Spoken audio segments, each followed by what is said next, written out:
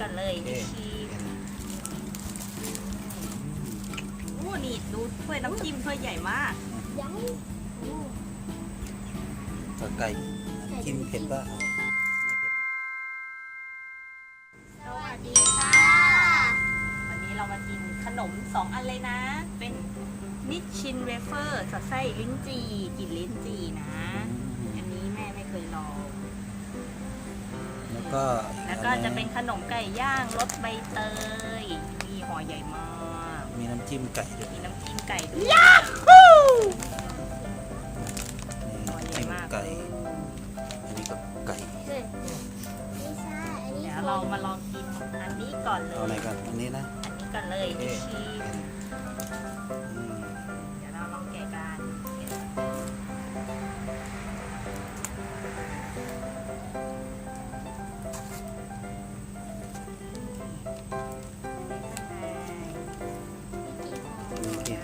ห่อเดียว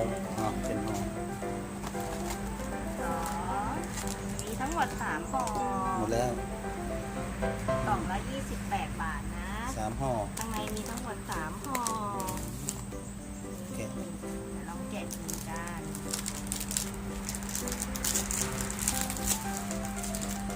แกะใส่จานหมดเลย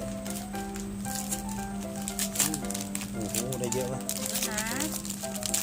28 บาทใช่ปะ28 บาท1 ห่อมีอยู่9 ชิ้นห่อละ9 ชิ้น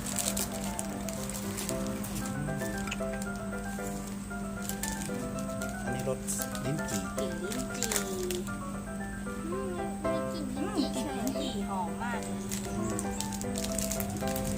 นี่ลูกกรอบอร่อยปะได้ได้เยอะอยู่นะได้กี่ชิ้นเนี่ยได้ห่อละ9 ชิ้น9 3 27ตกชิ้นละ1 บาทชิ้นละบาท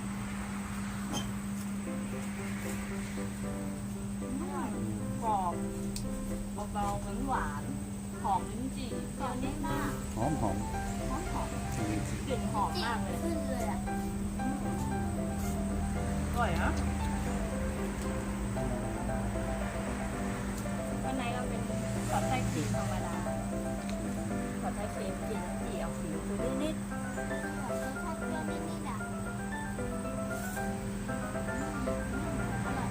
เต็มจานเลย1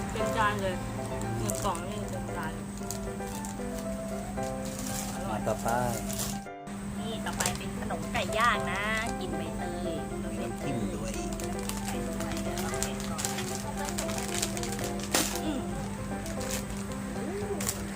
ลูกไก่นี่ห่อเท่าไหร่ห่อละ20 บาท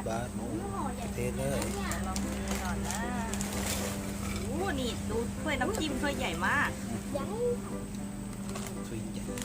ไก่เป็นสีเขียวไก่ตัวสีเขียวรสใบเตยรสใบเตยมีกลิ่นด้วยหอมอ่ะหอมใบเตยลูกไก่ครับหอมใบมีน้ำจิ้มเดี๋ยวเราเปลี่ยนน้ำจิ้มเป็นน้ำจิ้มไก่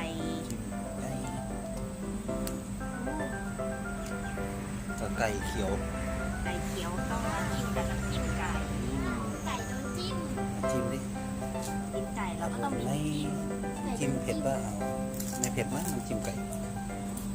น้ำจิ้มจะหวานน้ำจิ้มหวานนิดตัวไข่มันจะเค็มป่ะ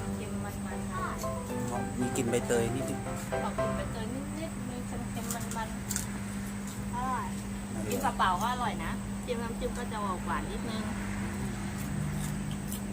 น้ำจิ้ม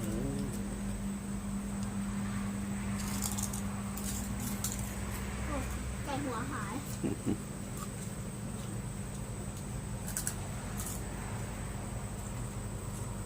20 บาทได้เยอะมากเลยเต็มจานเลย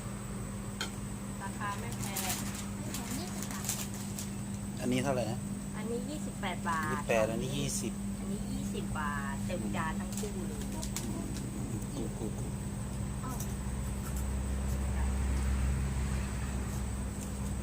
เป็นคำ